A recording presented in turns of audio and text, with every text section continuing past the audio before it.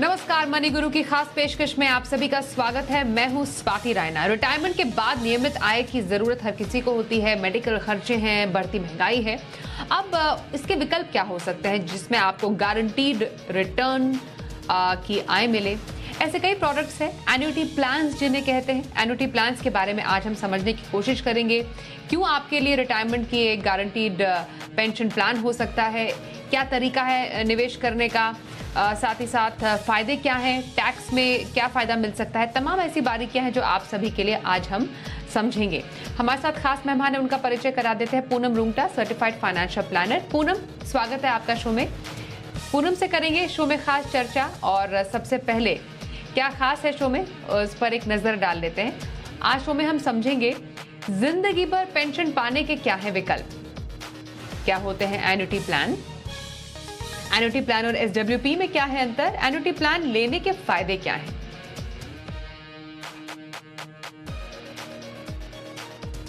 तो पूनम, सबसे पहले ये समझना जरूरी है, हम इतने सारे पेंशन प्लान्स हैं, एन्युटी प्लान्स की आज हम चर्चा करने वाले हैं। हम हमेशा अपने रिटायरमेंट के बाद की जिंदगी को इतनी इंपॉर्टेंस क्यों देते हैं? ये समझना जरूरी है कि कम उम्र में ही रिटायरमेंट के बारे में इतनी लंबी चौड़ी प्लानिंग की जरूरत क्या है? देखिए स्वाति, ये बहुत ही अहम मुद्दा है, बहुत अहम सवाल है। और ये अब इसलिए जरूरी है क्योंकि जो डेमोग्राफिक्स है हमारी फैमिली साइज की, और जिस तरीके से रहन सहन है सब बदल रहा है। सब न्यूक्लियर फैमिलीज है, everybody has to take care of their own self. पहले के जमाने में जॉइंट फैमिलीज होती थी, बड़े बड़े परिवार होते थे, बहुत सारे बच्चे होते थे घर में जो माँ बाप का ध्यान रख पाते थे।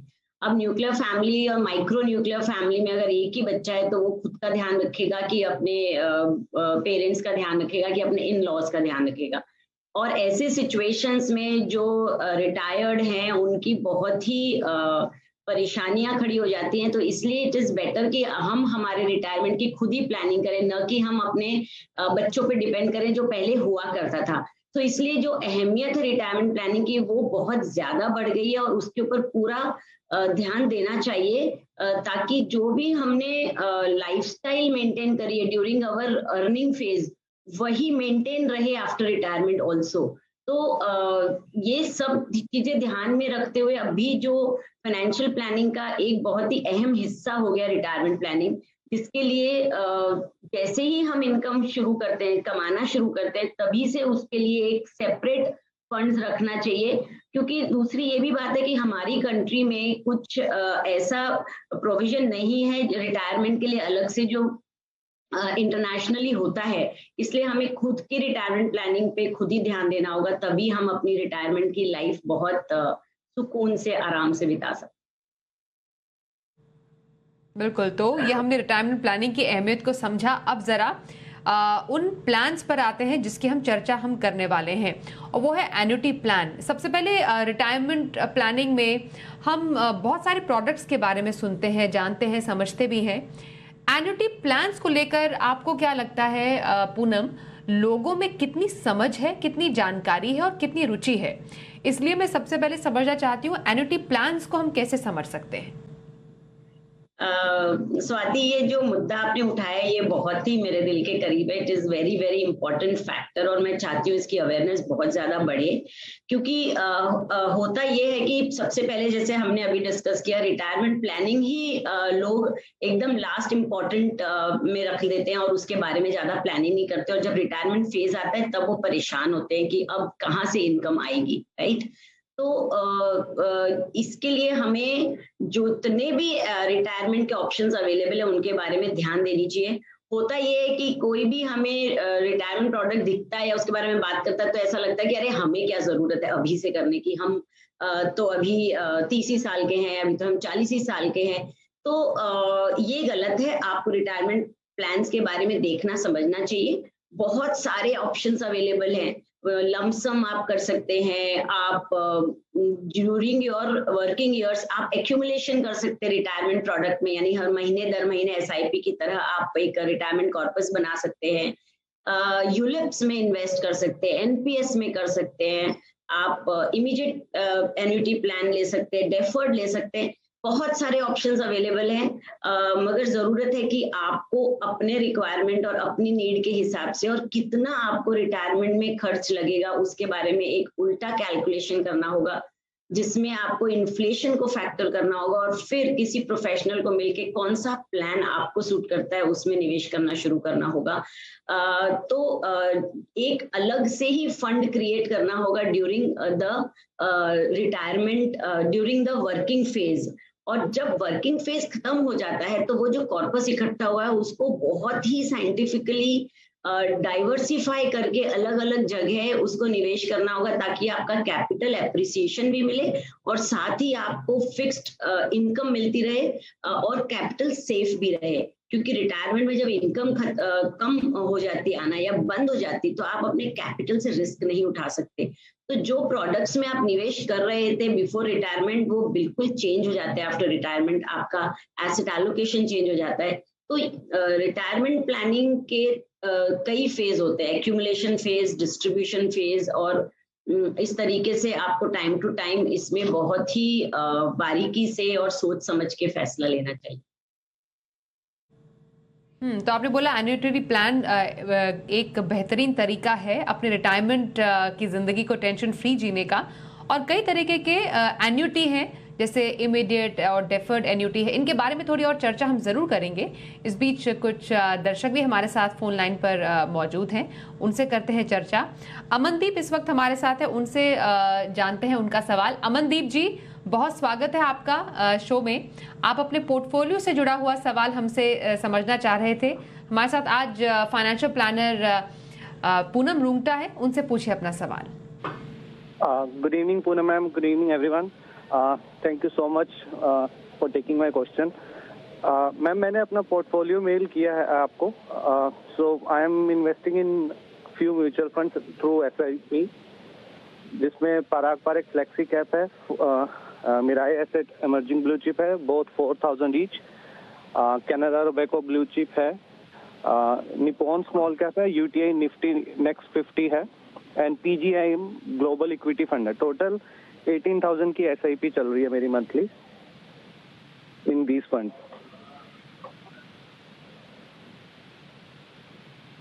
म्यूचुअल फंड है जितना आपने हमें जानकारी भेजी है, और 2028 में आपको घर खरीदने के लिए 50 लाख रकम की जरूरत पड़ेगी, और एक टारगेट आपने रखा है 2035 का।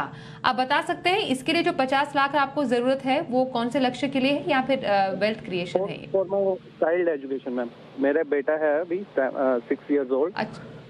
अच्छा, उसके लिए बेटे की पढ़ाई के लिए भी 50 लाख की जरूरत है।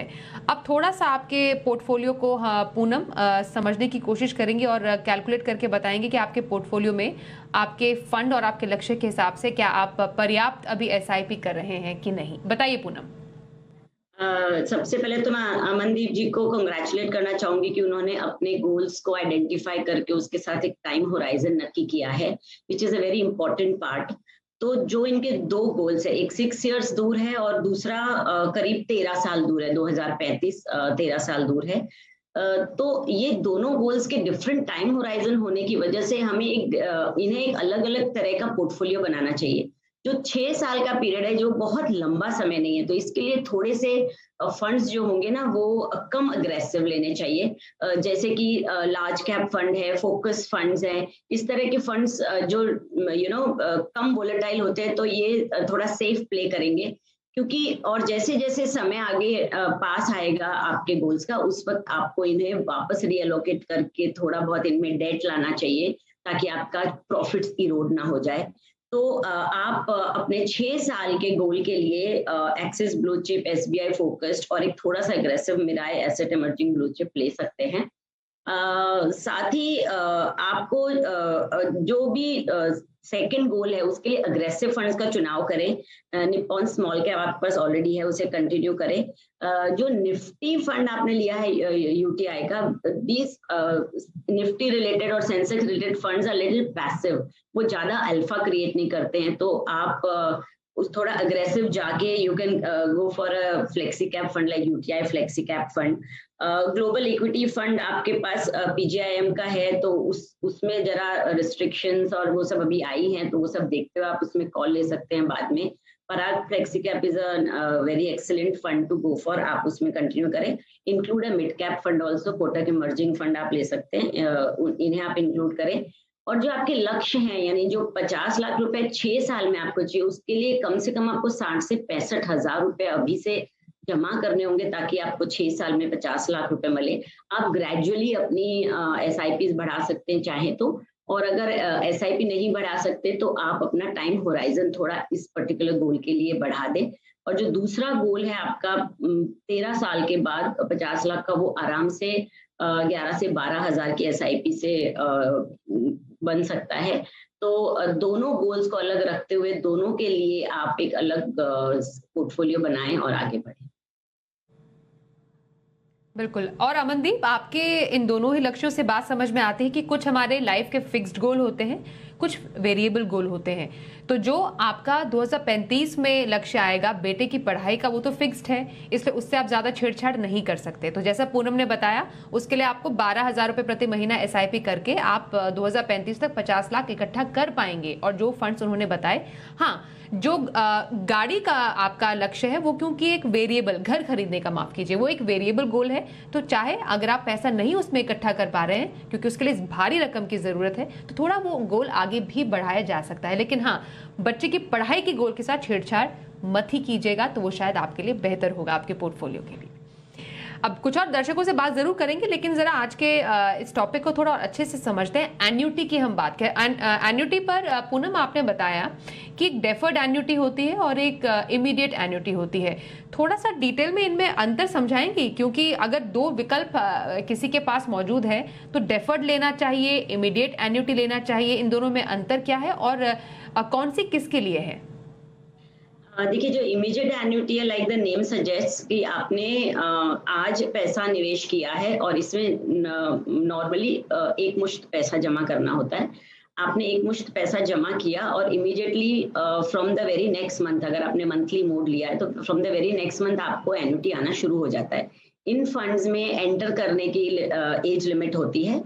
तो जब भी आप इमीडिएट एन्युटी लेते हैं तो आपको इमीडिएटली पेंशन शुरू हो जाती है। तो नॉर्मली हम एडवाइस करते हैं कि जब 60 साल में आप रिटायर हो रहे हैं और आपको एक कॉर्पस मिल रहा है कंपनी की तरफ से ग्रेजुइटी की तौर से, आपका PF मैच्योर होता है, तो वो सब आप इस फंड्स में डाल के आप इमीडिएटली आपकी इनकम शुरू हो जाती है। जैसे कि आपकी सैलरी आ रही थी अब तक, वैसे ही यही पैसा निवेश करके कंपनी से दिया गया, आप इसमें से पेंशन ले सकते हैं। और जो दूसरा विकल्प है डेफर्ड एन्युटी वाला, तो उसमें एक प्लानिंग के तहत ये प्लान लिया जाता है कि इन्वेस्टर ये कहता है कि मुझे अभी मेरे पास एक मुश्त पैसा है, मैं अभी रिटायर हुआ हूँ, बट अगले 5 साल तक मुझे इस पेंशन की जरूरत नहीं है, मेरे पास दूसरे विकल्प हैं जिससे मेरा घर खर्च चल सकता है, मेरे पास कुछ साइड बिजनेस है, वॉटएवर, उनके पास एक रास्ता है पैसा इनकम का। तो वो डेफर्ड एन्युटी जब लेते हैं तो आपका एक मुश्त पैसा उसमें लग जाता है और उसके बाद जब जो भी पीरियड आपने चूज किया है उस पीरियड से आपको एक फिक्स्ड एन्युटी आना शुरू करती है। जैसे LIC की जीवन शांति एक बेहतरीन प्लान है जिसमें आप डेफर्ड एन्युटी के जरिए जो पेंशन की रेट है वो बढ़ा सकते हैं, यानी आपको एज मच एज 8 to 9% भी आप डेफरमेंट पीरियड जैसे चुनते हैं उसमें आपको 8 to 9% का रिटर्न्स मिलता है। उसमें मैक्सिमम डेफरमेंट पीरियड 12 इयर्स का अलाउड है और साथ ही आपको एक रिस्क कवर का फैक्टर भी मिलता है। तो ये प्लान बहुत कॉम्बिनेशन में अच्छा बैठता है क्योंकि रिटायरमेंट के तक हमारी सारी रिस्क कवर वाली पॉलिसीज बंद हो जाती हैं और हमारे पास कोई भी तरीके का रिस्क कवर नहीं होता है। तो ये combination of risk cover and deferred annuity होता है जिसमें एक अच्छी एन्युटी की रेट भी होती है which is fixed for life. चाहे कुछ भी इंटरेस्ट रेट प्रिवेलिंग हो, घट भी रही हो, 4% भी अगर रेट आ जाएगी, तो अगर कॉर्पोरेशन ने आपको एक प्रॉमिस दिया है कि वो 5.5% या 6% एन्युटी देगा तो वो कंटिन्यू रहेगी लाइफ टाइम। एन्युटी नियमित आय की गारंटी, इस पर हम खास चर्चा कर रहे हैं। कुछ और चर्चा करें आगे, उससे पहले हमारे साथ एक और कॉलर हैं, उनसे बात कर लेते हैं और जानते हैं उनका क्या है हमारे लिए सवाल। पुलकित बग्गा हमारे साथ है। पुलकित, बहुत स्वागत है आपका हमारे शो में। आप अपने पोर्टफोलियो, अपने निवेश को लेकर हमसे सवाल पूछना चाह रहे थे। हमारे साथ आज एक्सपर्ट पूनम रुंगटा है, पूछिए अपना सवाल। नमस्कार ma'am, my name is Pulkit Bagga and मैं 25 ईयर का हूँ अभी। राइट नाउ मैम, मैं पिछले 7 महीने से कोटक इमर्जिंग इक्विटी फंड में 5000 एंड एक्सिस ब्लू चिप में 5000 की इन्वेस्टमेंट कर रहा हूँ। एंड इसके साथ साथ अभी मैंने एनपीएस में भी एनरोल किया हुआ। पिछले 3 साल से मंथली 2000 एनपीएस में जाता है। एंड मैंने एक मनी बैक गारंटी स्कीम भी ली हुई है, कोटक की सेविंग स्कीम, जो मुझे 10 साल तक पे करना है 3000 एंड 20th ईयर में मुझे उसका डबल अमाउंट मिलेगा।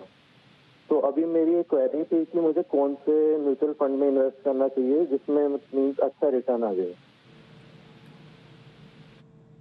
ओके, कितने साल तक के लिए आपको म्यूचुअल फंड में निवेश करने के लिए आप रिटर्न चाहिए आपको? आपने लिखा था घर और गाड़ी खरीदने के लिए। हाँ जी जी जी, मेरे को घर और गाड़ी के लिए मीन्स 5 से 6 साल की ड्यूरेशन के लिए एक म्यूचुअल फंड और एक लॉन्ग टर्म के लिए चाहिए।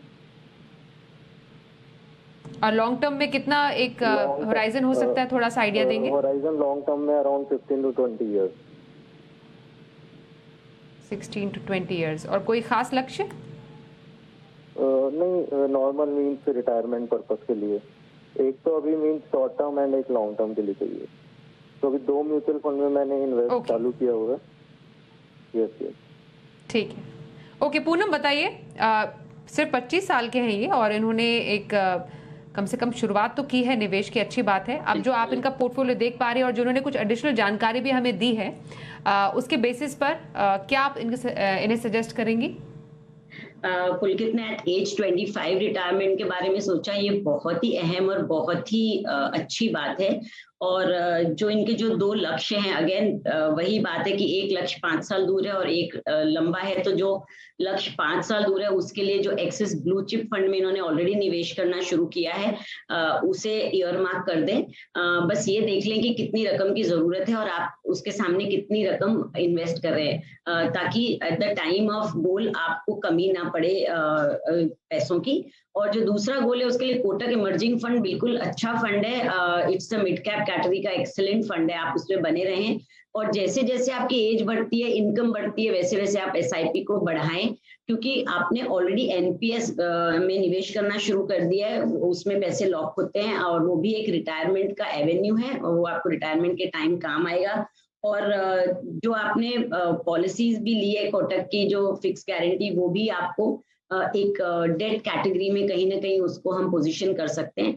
आप इसके साथ साथ अपना रिस्क कवर और अपना जो प्रोफाइल जैसे जैसे चेंज होगा, because you are just 25 years of age, जैसे जैसे फैमिली प्रोफाइल और आपका प्रोफेशनल प्रोफाइल चेंज होगा, वैसे वैसे रिव्यू करते रहें अपने फाइनेंशियल पोर्टफोलियो को और अपने गोल्स को रीलुक करके आगे बढ़ें। पुलकित, ऑल द वेरी बेस्ट आपके पोर्टफोलियो के लिए, आपके आने वाले लक्ष्य और आपके लॉन्ग टर्म लक्ष्य के लिए। आप एक अच्छा पोर्टफोलियो बनाएं, ये हमारी शुभकामनाएं हैं आपके लिए। अब एन्युटी प्लान में अगर रिटर्न और टैक्स की बात करें, रिटर्न आपने थोड़ा जरूर बताया हमें, लगभग हम ये समझें 5.8% कम से कम रिटर्न एन्युटी प्लान्स में मिल ही सकता है। और टैक्सेशन की क्या प्रक्रिया है एन्युटी प्लान में, पूनम? देखिए स्वाति की जो इमीडिएट पेंशन की बात करते हैं, एक जीवन अक्षय है एलआईसी का बेहतरीन प्लान जिसमें इमीडिएट पेंशन है। उसमें अभी ब्याज दरों की जो बढ़ोतरी हुई है उसकी वजह से उन्होंने रेट्स बढ़ाई है और 5.8% आपको टिल यू लिव आपको मिल सकता है, respective of any change in the interest rates. और ये बात भी समझ लें कि जो भी पेंशन जनरेट होती है वो आपकी इनकम में मानी जाती है, it is added to your income, और वो आपके टैक्स स्लैब के साथ के जैसे ही वो टैक्स होती है। तो आपका टैक्स स्लैब जो भी बनेगा उस हिसाब से उस पे आपको टैक्स भरना होगा, ये टैक्सेबल होती है पेंशन। पर ये भी साथ में समझ लें कि जब हमारी रिटायरमेंट एज आती है तब पहली बात तो इनकम टैक्स की तरफ से ही उसमें आपका जो टैक्स स्लैब है वो बढ़ जाता है। और दूसरी बात, आपकी एक्टिव इनकम बंद हो जाती है, यानी आपकी सैलरी बंद हो जाती है, तो आपकी ऑटोमेटिकली जो टैक्सेशन की पूरी गणित पहले जो था रिटायरमेंट के पहले, वो बाद में बदल जाता है।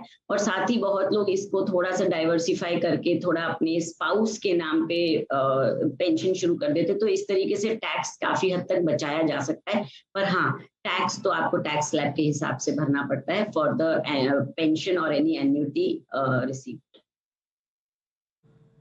और एन्युटी प्लान्स आसानी से हम ऑनलाइन भी ले सकते हैं, क्योंकि ईज ऑफ इन्वेस्टिंग एक बहुत बड़ा फैक्टर है किसी भी प्रोडक्ट में इन्वेस्ट करने का। जब हम कोई भी एन्युटी प्लान लेने की बात करते हैं, क्या ऑनलाइन प्रक्रिया आसानी से है? बिल्कुल स्वाति, आजकल तो सभी कुछ ऑनलाइन बहुत आराम से अवेलेबल है, और स्पेशली पेंशन प्लान्स में जहां आपका रिस्क कवर नहीं है, कॉर्पोरेशन कोई भी या कोई भी प्राइवेट इंश्योरर आपको रिस्क कवर नहीं दे रहा, तो जहां रिस्क कवर की बात नहीं है वहां पे तो बहुत आसान हो जाता है सिंपल फॉर्मेलिटीज करके एक पेंशन प्लान को बाय करना। बहुत ही ईज ऑफ बाइंग है इन प्लान्स की। ओके, अब ये समझना जरूरी, एन्युटी प्लान्स की बात की, एक और नियमित आय का जरिया है, काफी पॉपुलर भी है, सिस्टमैटिक विड्रॉल प्लान। अब अब कई लोगों के मन में सवाल उठ रहे होंगे कि जब हमारे पास एक सिस्टमैटिक विड्रॉल प्लान जैसा ऑप्शन है तो हमें अपने पैसे लॉक करने की क्या जरूरत है। तो इसके जवाब में पूनम, आपका क्या तर्क होगा कि किसी के पोर्टफोलियो के लिए एन्युटी और SWP दोनों जरूरी क्यों हैं? स्वाति, एक बहुत ही इम्पोर्टेंट टॉपिक है ये। जब भी हम रिटायरमेंट पोर्टफोलियो डिजाइन करते हैं, हम सारा पैसा एक ही स्कीम या एक ही प्रोडक्ट में नहीं लगाने की सलाह देते, क्योंकि हर प्रोडक्ट की एक अपनी इम्पोर्टेंस है। आप कुछ पैसा लॉक्ड फंड्स में लगाएंगे और कुछ पैसा आप SWP जैसे म्यूचुअल फंड के प्रोडक्ट में लगाएंगे, जहाँ पे पैसा आपको हमेशा अवेलेबल है। ये करने के कारण होते हैं, और ये दोनों प्रोडक्ट कॉम्प्लीमेंट करते हैं एक दूसरे को, दोनों ही जरूरी हैं आपके पोर्टफोलियो में। लॉक फंड इसलिए जरूरी है क्योंकि SWP जो म्यूचुअल फंड में निवेश होता है वो पैसा लिक्विड है, इन्वेस्टर उसको कभी भी जरूरत पड़ने पर, इमरजेंसी सिचुएशंस में उसको निकाल के अपनी इमरजेंसी नीड्स को पूरे कर सकता है।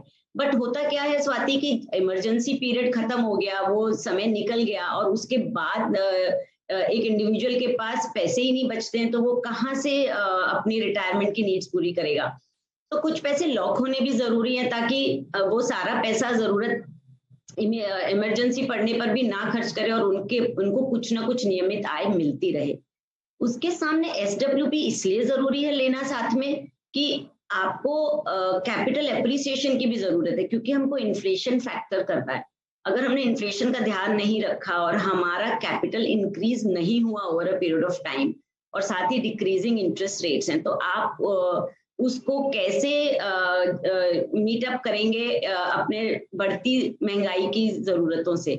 इसलिए SWP और एक फिक्स्ड पेंशन दोनों एक कॉम्प्लीमेंटिंग प्रोडक्ट्स हैं, दोनों होने चाहिए रिटायरमेंट पोर्टफोलियो में।